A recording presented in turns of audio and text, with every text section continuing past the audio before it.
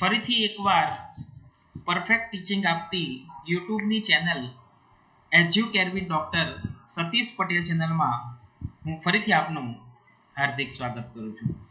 વિદ્યાર્થી મિત્રો, આપણે આંકડાશાસ્ત્ર વિષયમાં પ્રકરણ 3 મધ્યવર્તી સ્થિતિના માપોનો અભ્યાસ આપણે કરતા છીએ.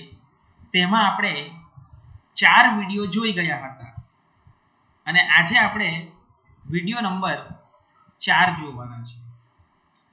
ત્રીજા નંબરના વિડીયોમાં આપણે જ્યારે અવર્ગીકૃત એટલે કે છૂટા પ્રાપ્તાંકો આપ્યા હોય ત્યારે સીધી રીતે અને ટૂંકી રીતે મધ્યક કેવી રીતે શોધાય એની સમજૂતી આપી છે. જ્યારે વિડીયો નંબર 4 માં આપણે જ્યારે વર્ગીકૃત માહિતી આપેલી હોય અને એ વર્ગીકૃત માહિતીમાં પણ અસતત આવૃત્તિ વિતરણ આપેલ હોય ત્યારે સીધી રીતે અને ટૂંકી રીતે મધ્યક કેવી રીતે શોધાય એની સમજૂતી આપણે મેળવવાના છે. તો ચાલો બાળકો, આપણે આ અવર્ગીકૃત માહિતી આપી હોય ત્યારે મધ્યક કેવી રીતે શોધાય એ સીધી રીતે અને ટૂંકી રીત બંને રીતનો આપણે અભ્યાસ કરી ગયા છે. હવે મારી વાત સાંભળજો. આ વિડીયોમાં આપણે વર્ગીકૃત માહિતી આપેલ હોય ત્યારે અસતત આવૃત્તિ વિતરણ હોય ત્યારે સીધી રીતે અને ટૂંકી રીતે મધ્યક કેવી રીતે શોધી શકાય એની સમજૂતી આપણે મેળવવાના છે. હવે તમને પ્રશ્ન એ થતો હશે કે જ્યારે આપણને અસતત આવૃત્તિ વિતરણ આપેલું હોય તો અસતત આવૃત્તિ વિતરણ કેવું હોય? તો ચાલો એક ઉદાહરણ લઈએ. તો મધ્યક આપણે શોધવાના છે વર્ગીકૃત માહિતી આપેલ હોય ત્યારે અને અસતત આવૃત્તિ વિતરણ હોય ત્યારે મધ્યક કેવી રીતે શોધાય એની સમજૂતી મેળવવાના છે. તો જુઓ, સ્વાધ્યાય 3.1 નો દાખલો નંબર 3. જો એક મોટા જથ્થામાંથી પસંદ કરેલ વિવિધ સ્ક્રૂના વ્યાસ કૌંસમાં મીમીમાં એટલે કે મિલીમીટરમાં નીચેના કોષ્ટકમાં આપેલ છે, સ્ક્રૂના વ્યાસનો મધ્યક શોધો. ચાલો, તો હવે તમે જુઓ કે આપણને આ અસતત આવૃત્તિ વિતરણ આપ્યું છે. સતત હોય તો આ ખાનામાં શું આપેલું હોય? વર્ગો આપેલા હોય. અહીં આપણને વર્ગો નથી આપેલા, પરંતુ ફક્ત આંકડાઓ જ આપ્યા છે. અને બીજી આવૃત્તિ આપણને આપી છે, બીજું ખાનું આપ્યું છે, એટલે તે છે આપણી પાસે f. એટલે આપણને અવલોકનની સામે આવૃત્તિ આપી છે, એટલે આપણે સમજી જવાનું કે આ કયા પ્રકારની આપણને માહિતી આપી છે? અસતત પ્રકારની માહિતી આપી છે. અને અસતત પ્રકારની માહિતી હોય ત્યારે સીધી રીતે મધ્યક શોધવાનું સૂત્ર કયું? x બાર બરાબર સિગ્મા fx ભાગ્યા n, જ્યાં x એટલે i નું અવલોકન, f એટલે i માં અવલોકનની આવૃત્તિ, n એટલે આવૃત્તિઓનો સરવાળો અથવા કુલ આવૃત્તિ. ચાલો પછી ટૂંકી રીતે જોઈએ તો ટૂંકી રીતે મધ્યક શોધવાનું સૂત્ર કયું? x બાર બરાબર a પ્લસ સિગ્મા fd ભાગ્યા n ગુણ્યા c, જેમાં a એટલે ધારેલો મધ્યક, d બરાબર x માઇનસ a ભાગ્યા c અને n એટલે આવૃત્તિનો સરવાળો.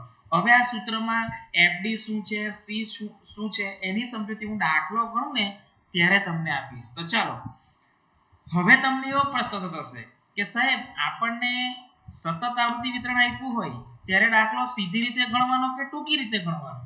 જો દાખલામાં કોઈ સૂચના ન આપી હોય તો તમે બંનેમાંથી કોઈ પણ એક રીતે દાખલો ગણવાનો, પણ મારી સલાહ તમે માનો ને તો આ સીધી રીતે દાખલો ગણી આવવાનો. ને તમને સૂચના આપેલી જ નહીં હશે, તમને એમ જ કીધું હશે કે નીચે આપેલી માહિતી પરથી મધ્યક શોધો, તો તમારે આ સીધી રીતે જ દાખલો ગણી આવવાનો. પણ હું તમને ટૂંકી રીતે પણ દાખલો કેવી રીતે ગણાય એની પણ સમજૂતી આપીશ. તો ચાલો, સ્વાધ્યાય 3.1 નો દાખલો નંબર 3. તો પહેલા આપણે સીધી રીતે દાખલો ગણીએ. તો સીધી રીતે દાખલો ગણીએ તો એના માટે આપણે આ માહિતીને ઊભી હરોળમાં લખવું પડશે. એટલે આ જે સ્ક્રૂનો વ્યાસ આપ્યો છે એ x લઈ લેવાનો અને બીજું ખાનું છે તેને આપણે શું લઈ લેવાનું? f. f એટલે આવૃત્તિ. એટલે આપણે સીધી રીતે દાખલો ગણવા માટે 3 ખાના બનાવવા પડશે. તો 3 ખાના માટે પહેલા ખાનામાં આપણે સ્ક્રૂનો વ્યાસ એટલે આ 30 35 40 એ રકમ લખી દીધી, બરાબર છે. બીજા ખાનામાં આપણે આવૃત્તિ લખી દઈએ 4 10 15 8 5 3 એ લખી દઈએ. હવે પહેલા ખાનાને આપણે સ્ક્રૂનો વ્યાસ છે તો એને તમે અહીંયા સ્ક્રૂનો વ્યાસ લખો તો બી કોઈ વાંધો નહીં, પણ આપણે એને શું નામ આપવાનું? x નામ આપવાનું. એટલે પહેલા ખાનાને આપણે x નામ આપી દીધું. અને બીજું ખાનું આવૃત્તિ, અને આવૃત્તિને કયું નામ આપવાનું? f નામ આપવાનું. એટલે બીજા ખાનાને આપણે f નામ આપીશું. આટલો ખ્યાલ આવી ગયો?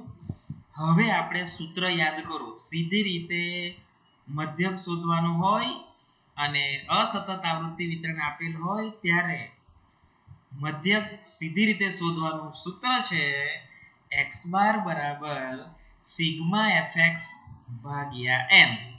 તો હવે જોજો સિગ્મા fx એટલે x અને f નો અહીં ગુણાકાર કરવાનો અને એનો જે સરવાળો આવે એને સિગ્મા fx કહેવાશે. એટલે આપણે x અને f નો ગુણાકાર કરીશું, એને fx નું એક ખાનું બનાવીશું.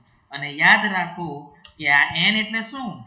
તમને કીધેલું, જ્યારે પણ તમને અવલોકન સાથે આવૃત્તિ આપેલી હોય તો એ આવૃત્તિનો સરવાળો એટલે કે આ બીજા ખાનાનો જે સરવાળો છે એને આપણે n તરીકે લેવી. એટલે કે n બરાબર કુલ આવૃત્તિ.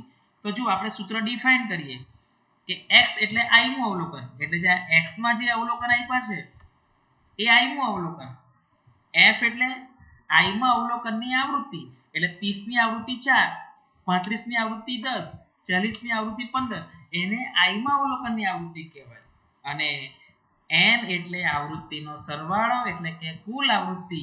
તો આપણે વિદ્યાર્થી મિત્રો આ f ના ખાનાનો સરવાળો કરીશું એટલે આપણને આ n મળશે. સમજ પડી ગઈ? આ સૂત્રમાં જે n છે એ n આપણને મળશે. તો આપણે બીજા ખાનાનો સરવાળો કરીએ તો 4 + 10 + 15 + 8 + 5 + 3 એટલે n બરાબર મળશે આપણને 45. ચાલો, સૂત્રમાં n ની કિંમત મળી ગઈ. હવે આપણને સિગ્મા fx એટલે આ f અને x નો ગુણાકાર કરવાનો અને પછી એ ગુણાકારનો સરવાળો કરીશું. એટલે આપણે આ બે ખાનાનો ગુણાકાર કરીને અહીં ખાનું બનાવીશું. શાનું? fx નું. એટલે આપણે ત્રીજું ખાનું બનાવીશું fx નું. ચાલો, તો આ બેનો ગુણાકાર કરો. 30 × 4 120, 35 × 10 350, 40 × 15 600, 45 × 8 360, 50 × 5 250, 55 × 3 165. અને આ ખાનાનો સરવાળો એટલે કે સિગ્મા fx, તો સિગ્મા fx થશે 1845. ચાલો, હવે આપણી પાસે સિગ્મા fx પણ આવી ગયું છે અને n ની કિંમત પણ આપણને મળી ગઈ છે. એટલે હવે આપણે આ સૂત્રમાં આપણે કિંમત મૂકીશું એટલે આપણને મધ્યક મળશે. ચાલો, તો x બાર બરાબર સિગ્મા fx ભાગ્યા n. તો સિગ્મા fx કેટલા આવ્યા જુઓ? 1845. એટલે 1845 ભાગ્યા n. n એટલે હવે આ અવલોકનની સંખ્યા નથી લેવાનું. હા, છૂટા પ્રાપ્તાંક એટલે કે અવર્ગીકૃત માહિતી આપી હોય ત્યારે જ તમારે અવલોકનોની સંખ્યા લેવાની. પણ જ્યારે તમને આવૃત્તિ વાળી એટલે કે અસતત અને સતત આવૃત્તિ વિતરણ આપ્યું હોય ત્યારે n બરાબર શું લેવાનું? આવૃત્તિનો સરવાળો. અને આને આપણે n બરાબર કિંમત આવી છે 45. એટલે આપણે અહીં ભાગ્યા કરીશું.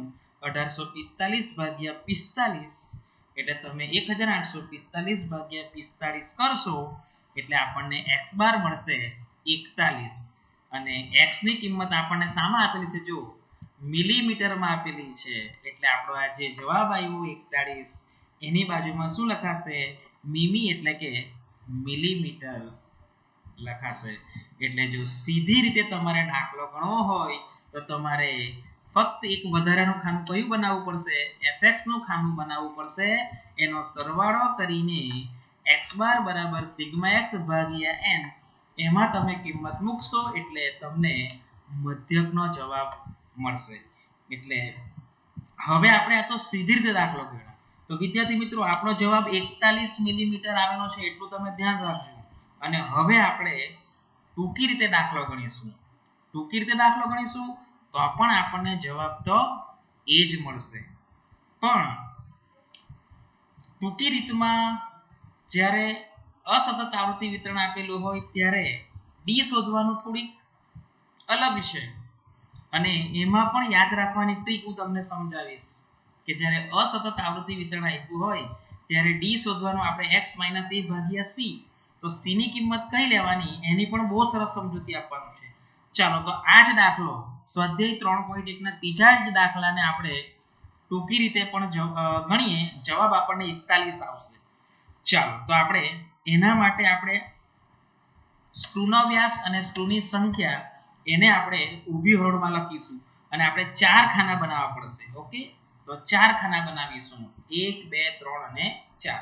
ચાલો પહેલા ખાનામાં આપણે સ્ક્રૂનો વ્યાસ, બીજા ખાનામાં આપણે સ્ક્રૂની સંખ્યા, પહેલા ખાનાને x, બીજા ખાનાને f. ચાલો હવે સૂત્ર યાદ કરો. ટૂંકી રીતનું સૂત્ર કયું છે? x બાર બરાબર a પ્લસ સિગ્મા fd ભાગ્યા n ગુણ્યા c. સૂત્ર ડિફાઇન કરીએ કે જ્યાં a બરાબર ધારેલો મધ્યક.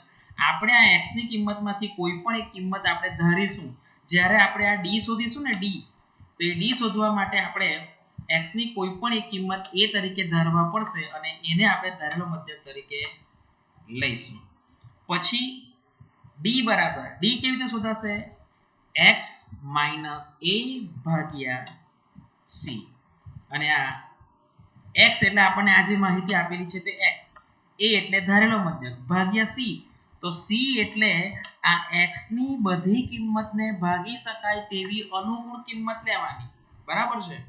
પણ હું તમને સલાહ આપીશ તે તો સલાહ તમારે લેવાની. બરાબર છે? તો જોયા કરજો. આ વિડિયો જોવા માટે તમને વિનંતી છે કે અસતત આવૃત્તિ વિતરણ આપવી હોય ત્યારે c ની કિંમત હંમેશા કઈ લેવાની, બીજી મગજમારીમાં પડવાની જ નહીં. હું તમને કહું ને તે રીતે તમે દાખલો કરવાનો, તમારો જવાબ આવશે ને આવશે જ. ચાલો હવે એમાં c બરાબર મેં તમને સમજાવ્યું છે અને n બરાબર શું છે?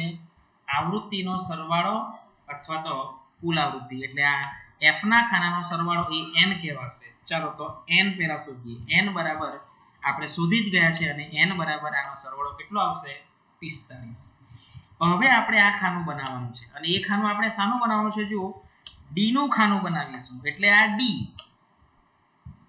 જો આપણે સિગ્મા fd જોઈએ તો આપણી પાસે જો f અને d નું ખાનું છે તો આ બે ખાનાનો ગુણાકાર કરીને આપણે અહીં fd નું ખાનું બનાવીશું અને એનો સરવાળો કરીશું, એને સિગ્મા fd કહેવાશે. એટલે આપણે આ ત્રીજું ખાનું છે એ આનું બનાવીશું d અને d બરાબર શું? x - a ભાગ્યા c. જો આપણે બનાવ્યું છે d બરાબર x - a ભાગ્યા c. હવે a ની કિંમત આપણે ધારવાની. તો આ a ની કિંમત આપણે કઈ ધારીએ? તો x માં વચ્ચેની કિંમત ધારવાની. બહુ મોટી કિંમત નહીં ધારવાની, થોડીક નાની કિંમત તમે ધારશો તો ચાલશે. તો જો વચ્ચેની કિંમત આપણે 40 ધારીએ અથવા તમે 35 ધારીને પણ દાખલો ગણી શકો. એટલે મેં a ની કિંમત 40 લીધી છે એટલે આ a ની ઉપર હું લખી દઈશ 40. એટલે a ની ઉપર 40. હવે મારી વાત સાંભળજો કે જ્યારે અસતત આવૃત્તિ વિતરણ આપેલું હોય ત્યારે c ની કિંમત હંમેશા તમારે એક જ લેવાની, બીજી મગજમારીમાં પડવાનું જ નહીં. c ની કિંમત હંમેશા એક જ લેવાની. એટલે આ સૂત્રમાં ગુણ્યા c એ પણ તમારું એ જ આવશે, એક જ આવશે. અને અહીં બી આપણે c ની કિંમત એક જ લેવાની. ફરીથી મારી વાત ધ્યાનથી સાંભળજો.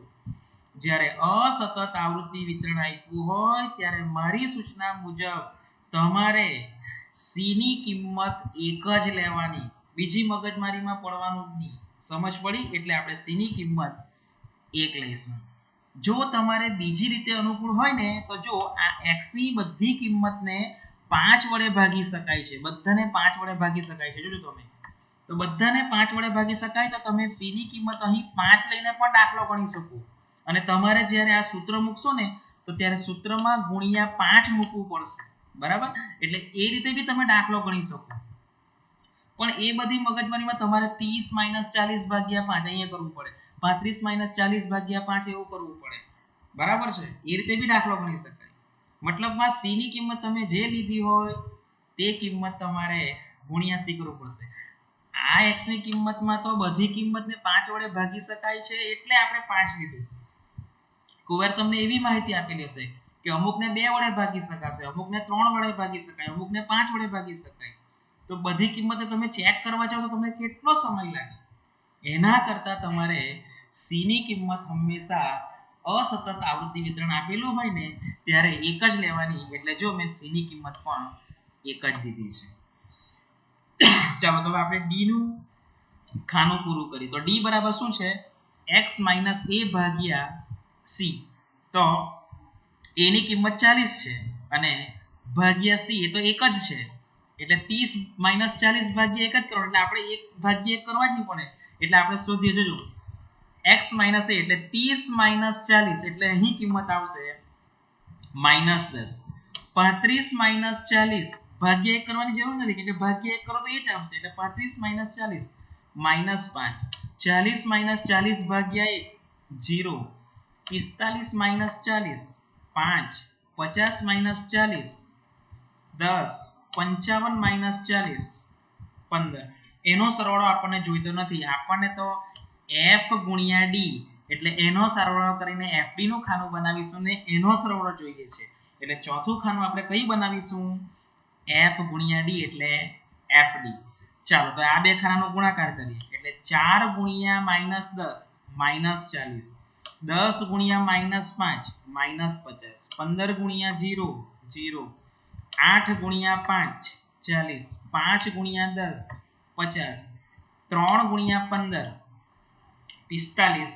અને પહેલા આપણે પ્લસ નો સરવાળો કરીએ તો પ્લસ છે 40 + 50 + 45 એટલે +135. અને આ બે માઈનસ નો આપણે સરવાળો કરીશું એટલે એ થશે -90. એટલે 135 માંથી તમે 90 બાદ કરશો એટલે સિગ્મા fd ની કિંમત આવશે 45. બરાબર છે. હવે મારી વાત ધ્યાનથી સમજો કે જો તમે a ની કિંમત 50 લીધેલી હોત તો તમારો અહીં સિગ્મા fd માઈનસ પણ આવી શકે. અને માઈનસ આવી શકે તો તમે જ્યારે દાખલો ગણો ને ત્યારે ચિહ્નમાં તમારી ભૂલ થવાની શક્યતા છે. એટલે મેં ફરીથી તમને સૂચના આપું છું કે તમારે ધારેલો મધ્યક હંમેશા નાની કિંમત લેવાની. અને નાની કિંમત લઈને જો તમે દાખલો ગણશો ને તો તમારી અહીં સિગ્મા fd ની કિંમત પ્લસ જ આવશે અને આ દાખલો ગણવામાં તમને સરળતા રહેશે. તો ચાલો આપણું કોષ્ટક પૂરું થયું. કોષ્ટક પૂરું થઈ ગયા પછી હવે આપણે આ સૂત્રમાં કિંમત મૂકીએ. તો પહેલા a ની કિંમત ધારેલો મધ્યક કેટલો છે જુઓ 40 એટલે કિંમત મૂકતા 40 વત્તા સિગ્મા fd કેટલા આવ્યા છે જુઓ 45 એટલે 45 ભાગ્યા n. તો n એટલે શું? n 45 આવૃત્તિનો સરવાળો અથવા કુલ આવૃત્તિ એટલે 45 ભાગ્યા 45 ગુણ્યા c. અને c એટલે આપણે લીધું છે એક જ લીધું છે એટલે ગુણ્યા 1. એટલે આગળનું સ્ટેપ એટલે 40. બરાબર આપણે ગુણ્યા 1 લખ્યું એટલે હવે 40 વત્તા 45 ભાગ્યા 45 એટલે 1 અને ગુણ્યા આ જે 1 છે તે 1 એટલે ગુણ્યા 1 એટલે 40 વત્તા 1 એટલે 40 વત્તા 1 એટલે કેટલો થાય 45. અને પહેલું ખાનું શાનું છે? મિલીમીટરનું એટલે 41 મિલીમીટર. તમે જોઈ શકો છો કે આપણે સીધી રીતે દાખલો ગણ્યો અને આ ટૂંકી રીતે બી દાખલો ગણ્યો તો બંનેનો જવાબ સરખો જ આવે છે. અને જો તમને દાખલામાં સૂચના ન આપી હોય તો મેં તમને સલાહ આપી છે કે આ સીધી રીતે જ દાખલો ગણી આવવાનો. આ ટૂંકી રીતમાં પડવાનું નહીં. કારણ કે એ દાખલામાં થોડીક વધારે ગણતરી કરવી પડે. માઈનસમાં ચિહ્નમાં પણ કાળજી રાખવી પડે. જ્યારે આ સિગ્મા fx માં તો તમારે બેનો ગુણાકાર કરવાનો છે એટલે માઈનસનું કોઈ ચિહ્ન આવતું જ નથી. એટલે મારી તમને સલાહ છે કે જ્યારે અસતત આવૃત્તિ વિતરણ આપ્યું હોય અને તમને મધ્યક શોધવા કીધો હોય તો તમારે સીધી રીતે શોધી આવો. ચાલો તો હવે મેં આજે દાખલો તમને સીધી રીતે અને ટૂંકી રીતે સમજાવ્યો. એને આધારે તમારે બે દાખલા હોમવર્કમાં કરવાના છે. એક ઉદાહરણ 5 બરાબર એમાં પણ તમને મધ્યક શોધવા માટે જ કહ્યું છે અને તમે સીધી રીતે અને ટૂંકી રીતે બંને રીતે તમે જ્યારે દાખલો ગણશો ને તો તમારો મધ્યક કેટલો આવશે 117.22 અને એ મિનિટ આવશે. એટલે તમારો બંને રીતે જવાબ કેટલો આવશે 117.22 મિનિટ. એટલે ઉદાહરણ નંબર 5. ઉદાહરણ નંબર 6 એ બી તમારે હોમવર્કમાં કરવાનું છે. અને એનો પણ તમારે મધ્યક શોધવાનું છે અને તમે મધ્યક બંને રીતે શોધશો તો એનો જવાબ આવશે 216.75 અને એની કિંમત રૂપિયામાં છે એટલે 216.75 રૂપિયા તમારો જવાબ આવશે. તો હવે આવો નવો જ વિડિયો નંબર 5 લઈને હું તમારી સમક્ષ ફરીથી ઉપસ્થિત થઈશ. જય હિન્દ, જય ભારત.